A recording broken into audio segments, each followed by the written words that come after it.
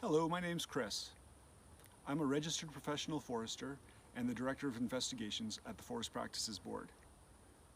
I work in Victoria, BC, and I would like to acknowledge the traditional, ancestral, and unceded territories of the Songhas First Nation, upon whose lands I live and work. I was the lead investigator for the board's Bridge Planning, Design, and Construction Special Investigation. This is a follow-up to the board's 2014 special investigation of bridge planning, design, and construction.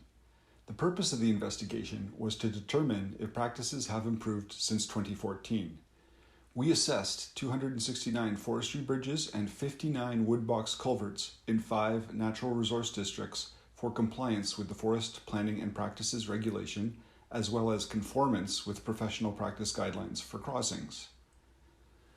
The board found improvements in safety in 2020, with 5% of bridges having safety concerns compared to 15% in 2014. Having looked at fish passage, channel and bank protection, and drainage patterns, the board concluded that environmental protection has improved overall in 2020, with particular improvements in maintaining natural surface drainage patterns and the consideration of peak flows in crossing design.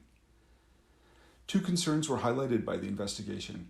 The first concerned forest professionals incorrectly identifying a crossing as simple when in fact it was complex and thus required specialized design expertise. The other was whether forest professionals understand that they are assuming full responsibility for a structure when they sign a record drawing, even when the structure was designed by a professional engineer. Other opportunities for improvement include ensuring that structures are inspected and certified as safe and signed off by a qualified registered professional before they are reused for industrial purposes, improving sediment control in areas with highly erodible soils to minimize impacts to water quality and fish habitat, and ensuring that required professional documentation is accurate and complete.